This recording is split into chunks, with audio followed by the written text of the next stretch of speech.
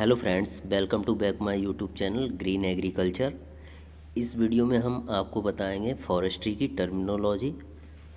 जो forestry subject में जो टर्मिनोलॉजी हैं उनका डेफिनेशन। तो शुरू करते हैं। फर्स्ट है shrubs. Shrub is defined as a woody perennial plants differing from a perennial herb in its persistent and woody stem and less definitely from a tree in its low stature and its habit of branching from the base. A shrub is usually not more than 6 meter in height. जो सर्प्स होते हैं इनकी लंबाई 6 metre से ज़्यादा नहीं होती है और ये वुडी पेरिनियल प्लांट्स होते हैं। और इनका मेन करैक्टर होता है कि प्लांट्स में जो ब्रांच निकलते हैं ये इनके बेस पोर्शन से निकलते हैं, इनको सर्प्स कहते हैं। एग्जाम्पल में हो गया जैसे bougainvillea पेरुवियाना, bougainvillea spectabilis, murraya paniculata, hibiscus rosa sinensis. Next आता है आपका ट्री। ट्री किसे कहते हैं? Tree large woody perennial plants होते हैं जिनमें सबसे पहले रूट से ट्रंक निकलता है और ट्रंक के बाद बोल होता है और बोल से ब्रांचेस निकलती हैं जिससे क्राउन बनता है। इसे ट्री कहते हैं। Tree is defined as a large woody perennial plant having a single well defined stem, bole or trunk, and a more or less definite crown. A tree is usually more than 6 meter in height. जो trees होते हैं इनकी height 6 metre से अधिक होती है और ये लार्ज वुडी पेरिनियल प्लांट्स होते हैं।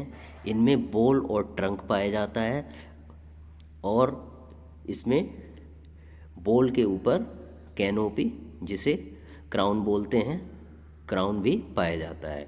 और इसका मेन करैक्टर होता है कि ये लार्ज वुडी पेरिनियल प्लांट्स होते हैं और इनकी हाइट 6 मीटर से अधिक होती है। एग्जाम्पल इसका होता है एजाडीरा चाटा इंडिका, जिसे नीम बोलते हैं, टिकोमा ग्रांडिस हो गया, इसके बाद हो गया ग्रीविया ऑप्टोबा एंड यूकेलिप्टस पॉपुलर। ये डिफरेंट जो प्लांट्स होते हैं ये सब ट्री के अंतर्गत आते हैं। Next is pollarding. पोलार्डिंग किसे कहते हैं?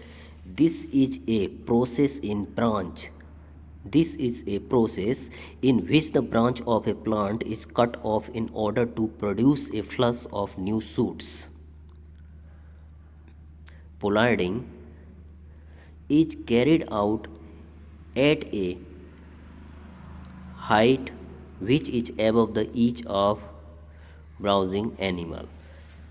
जो पोलार्डिंग होता है ये जो ट्रीज़ होते हैं, ट्रीज़ की ब्रांच को बैलेंस बनाने के लिए किया जाता है और ये हमेशा प्लांट के टॉप पोर्शन से किया जाता है जहाँ एनिमल ना पहुँच सकें। इसमें क्या करते हैं, जो उसके सूट्स होते हैं, जो ब्रांचेस होती हैं, उसके अपर पार्ट्स को रिमूव कर दिया जाता है और जो रिमूवल पार्ट होता है वहाँ से जो बड्स होती हैं वहाँ से नई नई ब्रांचें निकलती हैं।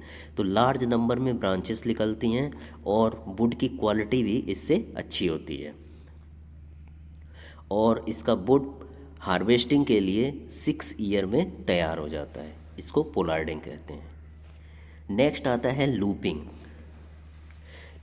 लूपिंग भी पोलार्डिंग की तरह ही एक टेक्निक है, लेकिन इसमें क्या होता है कि प्लांट को एक शेप साइज में प्लांट की अपर ब्रांच को रिमूव किया जाता है, जो पिक में दिखाया गया है।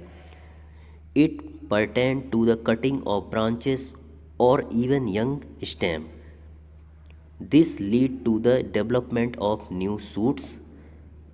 It is carried out on Diospyros for beady industry, also in number of broad leaves species for fuel and fodder crops. इसमें क्या होता है, जो इसकी न्यू ब्रांचेस हैं इसको रिमूव किया जाता है, जिससे इसकी लीव्स ब्रॉड होती हैं। इसको लूपिंग कहते हैं। Next, pricking out. When the seedling have to be kept in the nursery for more than a year, it must be transferred to bed other than the seedling bed. This is known as pricking out, or to transplant small seedling individually into nursery bed or boxes. Pricking out में क्या होता है कि जैसे seed germinate करते हो, seed germination के बाद सीडलिंग को ट्रांसप्लांट किया जाता है, चाहे उसे छोटे पॉट्स में ट्रांसप्लांट कर दो या पॉली बैग में ट्रांसप्लांट कर दो, और उसके 1 to 3 मंथ के बाद उसे फार्म में ट्रांसप्लांटिंग की जाती है, मैन फार्म में। इसको बोलते हैं प्रिकिंग आउट। नेक्स्ट है pruning. Pruning means the cutting of branches from the bole in order to maintain the quality of timber. Pruning की जाती है, जो प्लांट्स होते हैं, ट्रीज़ होते हैं, उसकी टेढ़ी मेढ़ी जो ब्रांचेस होती हैं उनको रिमूव कर दिया जाता है, सूखी ब्रांचेस होती हैं उनको रिमूव कर देते हैं, इंसेक्ट पेस्ट से इफ़ेक्टेड जो ब्रांचेस होती हैं इनको रिमूव करके प्लांट्स को एक शेप एंड साइज़ दिया जाता है, जिससे सनलाइट प्लांट के हर ब्रांच रूट्स तक पड़े, जिससे इसकी ग्रोथ अच्छी होती है। और प्रूनिंग भी डिफरेंट टाइप से की जाती है। फर्स्ट पिक में दिया गया है बिफोर प्रूनिंग, प्रूनिंग से पहले जो प्लांट्स कैसा था। इसके बाद वेल प्रूनिंग, गुड प्रूनिंग दिखाया गया है सेकेंड पिक में। थर्ड पिक में है नॉट गुड प्रूनिंग। थर्ड में क्या हुआ है कि ज़्यादा ही प्रून कर दिया गया है। और प्रूनिंग के डिफरेंट मेथड्स और होते हैं, जैसे पिंचिंग हो गया, प्लांट्स का अपर ब्रांच होती है उसका टिप पोर्शन रिमूव कर दिया जाता है। स्ट्रिपिंग हो गया, स्ट्रिप शेप में स्टेम से बार्क निकाल दिया जाता है। रिंगिंग हो गया, ग्रिडलिंग हो गया, डीहॉर्निंग हो गया, ये सब प्रूनिंग की ब्रांचेस हैं। नेक्स्ट आता है कॉपिस। कॉपिस क्या होता है? When certain plant or seedling are cut from near ground level, they produce a flush of flush shoots. This is known as copsing. Good copsing example is Cassia fistula, Dalbergia, Ciso, Morus alba, Albizia species. कॉप्सिंग क्या होता है? Plants जो होता है उसको 10 centimetre, जो उसकी main branch होती है उसको 10 सेंटीमीटर से 15 सेंटीमीटर के ऊपर रिमूव कर दिया जाता है। तो जो कट पोर्शन होता है वहाँ पे जो बड्स होती हैं, बड्स से न्यू ब्रांचेस निकलती हैं जिनकी ग्रोथ अधिक होती है, और ये ब्रांचेस हार्वेस्टिंग के लिए 6 ईयर में तैयार हो जाती हैं। इस टेक्निक को कॉपिसिंग कहा जाता है। नेक्स्ट है क्राउन। क्राउन किसे कहते हैं? The crown is defined as the upper branchy part of a tree above the bole. It is form by the foliage of the branches springing from the bole. इसमें क्या, जो crown होता है, crown जो main stem होता है जिसे trunk बोलते हैं, ट्रंक के ऊपर बोल होता है, और बोल के ऊपर ये ब्रांची पार्ट्स जो होते हैं, ब्रांचेस और लीव्स, ये मिलके क्राउन बनाते हैं। नेक्स्ट है बोल। बोल किसे कहते हैं?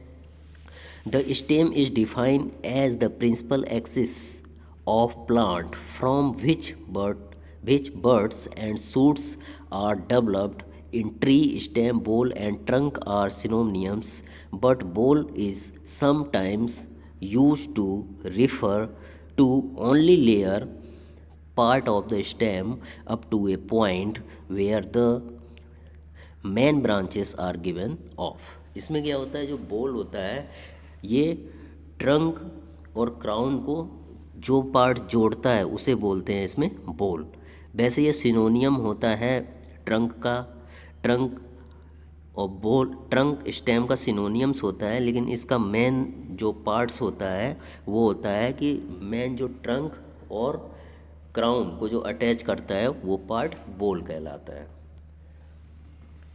एफॉरेस्टेशन मीन्स होता है जहाँ पहले से फॉरेस्ट नहीं है, कहीं न्यू फार्म है, वहाँ पे आप फॉरेस्ट डेवलप करोगे रीजनरेशन के थ्रू, मीन्स आर्टिफिशियल रीजनरेशन के थ्रू जो भी फॉरेस्ट आप डेवलप करोगे उसे एफॉरेस्टेशन कहा जाता है। रीफॉरेस्टेशन क्या होता है? रीफॉरेस्टेशन मीन्स होता है जहाँ फॉरेस्ट पहले से था, डैमेज हो गया है, वहाँ दोबारा फॉरेस्ट तैयार करने की जो टेक्निक होती है इसको रीफॉरेस्टेशन कहते हैं। डिफॉरेस्टेशन में क्या होता है? फॉरेस्ट में जो भी ट्रीज़ होते हैं उनको हार्वेस्ट करके, उनको काट कर वहाँ फार्म के लिए ज़मीन तैयार करना, मीन्स फार्म तैयार करना या इंडस्ट्रीज तैयार करना। किसी भी फॉरेस्ट में प्लांट्स को काट के फार्म तैयार करो या इंडस्ट्रीज तैयार करो, इसको बोलते हैं डिफॉरेस्टेशन। नेक्स्ट आता है कैनोपी। कैनोपी किसे कहते हैं? The cover of branches and foliage formed by the crown of tree in a wood. The canopy is called as closed when the individual tree crown generally touch on other. Means जो crown होता है ये branches और folios से जो structure बनता है उसको कैनोपी बोलते हैं। जो कैनोपी है किसे कहते हैं? द कवर ऑफ ब्रांचेस, जो ब्रांच से कवर होता है, और फोलिएज मीन्स इसकी लीफ से जो जो तैयार फॉर्म होता है, जो स्ट्रक्चर तैयार होता है उसको बोलते हैं कैनोपी। नेक्स्ट है forest cover. Define as a land more than 1 hectare in area within tree canopy density of more than 10%। Forest cover means होता है जहाँ 1 हेक्टेयर एरिया में फॉरेस्ट प्लांट लगाए गए हों और इनकी कैनोपी डेंसिटी 10% से अधिक हो। नेक्स्ट आता है very dense forest. Very dense forest में जो कैनोपी होती है, all land with a forest cover with canopy density of 70% and above. जिसमें कैनोपी डेंसिटी 70% या इससे अधिक होती है उसे वेरी डेंस फॉरेस्ट कहते हैं। मॉडरेटली डेंस फॉरेस्ट, इसमें कैनोपी डेंसिटी होती है 40 to 70% होती है। ओपन फॉरेस्ट में कैनोपी डेंसिटी होती है 10 to 40%। नेक्स्ट आता है सिल्वीकल्चर। सिल्वीकल्चर एक फॉरेस्ट्री की ब्रांच है जिसमें जो ट्रीज़ होते हैं इनका डेवलपमेंट, केयर, रिप्रोडक्शन और इन्हें टिम्बर के लिए तैयार किया जाता है, वुड के लिए तैयार किया जाता है। जो इसकी स्टडी की जाती है ट्रीज़ की, इसको सिल्वीकल्चर कहते हैं। सिल्वीकल्चर मीन्स होता है study of woody plants. The art and science of cultivating forest crop is called silviculture. जो फॉरेस्ट क्रॉप का कल्टीवेशन करते हैं उस टेक्निक को सिल्वीकल्चर कहते हैं।